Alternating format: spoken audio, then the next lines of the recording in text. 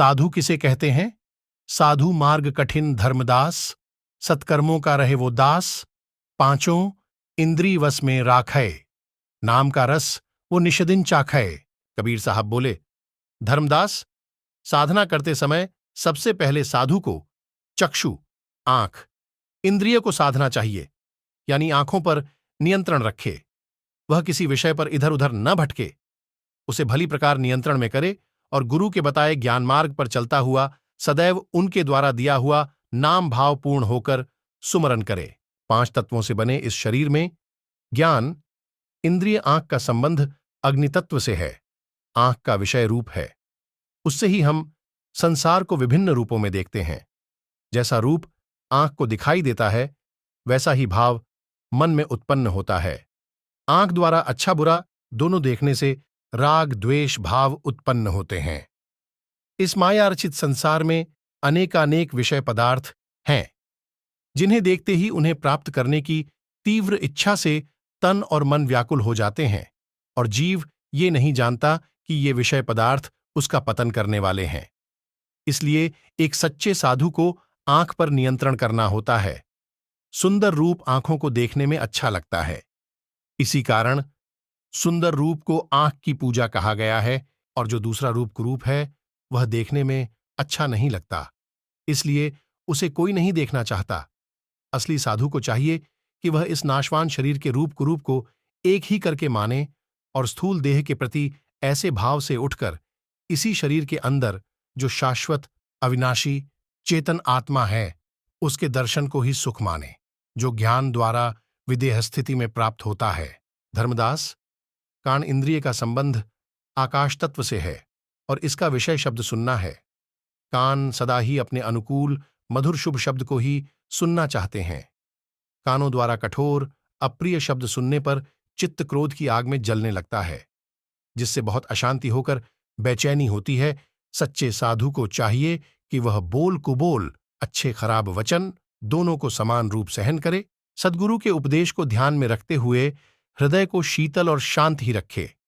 धर्मदास, अब नासिका यानी नाक के वशीकरण के बारे में भी सुनो। नाक का विषय गंध होता है, इसका संबंध पृथ्वी तत्व से है, अतः नाक को हमेशा सुगंध की चाह रहती है। दुर्गंध इसे बिल्कुल अच्छी नहीं लगती, लेकिन किसी भी स्थिर भाव साधक साधु को चाहिए कि वह तत्व विचार करता हुआ इसे वश में रखे, यानी सुगंध दुर्गंध में संभव रहे। धर्मदास, अब जिह्वा यानी जीभ इंद्रिय के बारे में जानो। जीभ का संबंध जल तत्व से है और इसका विषय रस है। यह सदा विभिन्न प्रकार के अच्छे अच्छे स्वाद वाले व्यंजनों को पाना चाहती हैं। इस संसार में चहरस मीठा, कंगवा, खट्टा, नमकीन, चरपरा, कसैला हैं। जीभ सदा ऐसे मधुर स्वाद की तलाश में रहती है। साधु को चाहिए कि वह स्वाद के प्रति भी समभाव रहे और मधुर अमधुर स्वाद की आसक्ति में न पंगे। रूखे सूखे भोजन को भी आनंद से ग्रहण करे। जो कोई पंचामृत, दूध, दही, शहद, घी और मिश्री से बना पदार्थ को भी खाने को लेकर आए तो उसे देखकर मन में प्रसन्नता आदि का विशेष अनुभव न करे और रूखे सूखे भोजन के प्रति भी अरुचि न दिखाए। धर्मदास, विभिन्न प्रकार की स्वाद लोलुपता भी व्यक्ति के पतन का कारण बनती है। जीभ के स्वाद के फेर में पना हुआ व्यक्ति सही रूप से भक्ति नहीं कर पाता और अपना कल्याण नहीं कर पाता। जब तक जीभ स्वाद रूपी कुएं में लटकी है और तीक्ष्ण विषरूपी विषयों का पान कर रही है, तब तक हृदय में राग द्वेष मोह आदि बना ही रहेगा और जीव सत्य नाम का ज्ञान प्राप्त नहीं कर पाएगा। धर्मदास, अब मैं 5वीं काम इंद्रिय यानी जननेंद्रिय के बारे में समझाता हूं। इसका संबंध जल तत्व से है, जिसका कार्य मूत्र, वीर्य का त्याग और मैथुन करना होता है। यह मैथुन रूपी कुटिल विषय भोग के पाप कर्म में लगाने वाली महान अपराधी इंद्री है, जो अक्सर इंसान को घोर नरकों में डलवाती है। इस इंद्री के द्वारा जिस दुष्ट काम की उत्पत्ति होती है, उस दुष्ट प्रबल कामदेव को कोई बिरला साधु ही वश में कर पाता है। काम वासना में प्रवृत्त करने वाली कामिनी का मोहिनी रूप भयंकर काल की खानी है, जिसका ग्रस्त जीव ऐसे ही मर जाता है और कोई मोक्ष साधन नहीं कर पाता। अतः गुरु के उपदेश से काम भावना का दमन करने के बजाय भक्ति उपचार से शमन करना चाहिए। स्पष्टीकरण। यहां बात सिर्फ औरत की न होकर स्त्री पुरुष में एक दूसरे के प्रति होने वाली काम भावना के लिए है, क्योंकि मोक्ष और उद्धार का अधिकार स्त्री पुरुष दोनों को ही समान रूप से है। अतः जहां कामिनी स्त्री पुरुष के कल्याण में बाधक है, वहीं कामी पुरुष भी स्त्री के मोक्ष में बाधा समान ही है। काम विषय बहुत ही कठिन विकार है और संसार के सभी स्त्री पुरुष कहीं न कहीं काम भावना से ग्रसित रहते हैं। काम अग्नि देह में उत्पन्न होने पर शरीर का रोम रोम जलने लगता है। काम भावना उत्पन्न होते ही व्यक्ति की मन बुद्धि से नियंत्रण समाप्त हो जाता है, जिसके कारण व्यक्ति का शारीरिक, मानसिक और आध्यात्मिक पतन होता है। काम विवश जीव हो जेहवारा, ताके हृदय रहे न ज्ञान विचारा। इंद्री मर्द के गर्द मिलाई, तऊ साधु को काम सताई। काम करे जिही अवसर अंधा, करे जीव कछु उल्टा धंधा। कामी क्रोधी लालची, इनसे भक्ति न होए। भक्ति करे कोई सुरमा, जाति वर्ण कुल खोए।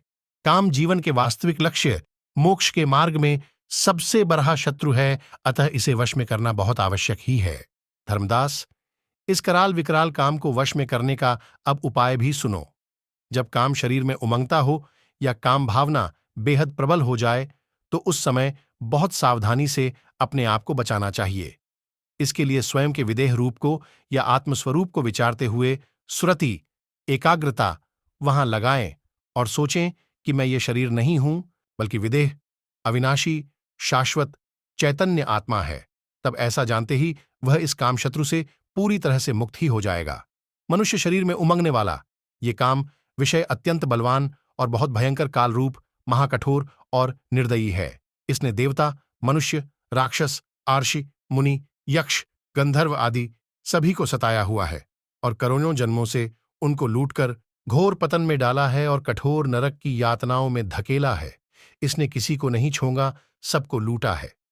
लेकिन जो संत, साधक अपने हृदय रूपी भवन में ज्ञान रूपी दीपक का पुण्य प्रकाश किए रहता हो और सद्गुरु के सार शब्द उपदेश का मनन करते हुए सदा उसमें मग्न रहता हो, उससे डरकर ये कामदेव रूपी चोर भाग जाता है। जो विषया संतन तजी, मूर्ह ताहे लपटात। नर ज्यों डारे वमन कर। श्वान स्वाद कबीर साहब ने ये दोहा नीच काम के लिए ही बोला है। इस काम रूपी विष को जिसे संतों ने एकदम त्यागा है, मूर्ख मनुष्य इस काम से उसी तरह लिपटे रहते हैं जैसे मनुष्यों द्वारा किए गए वमन यानी उल्टी को कुत्ता प्रेम से खाता है।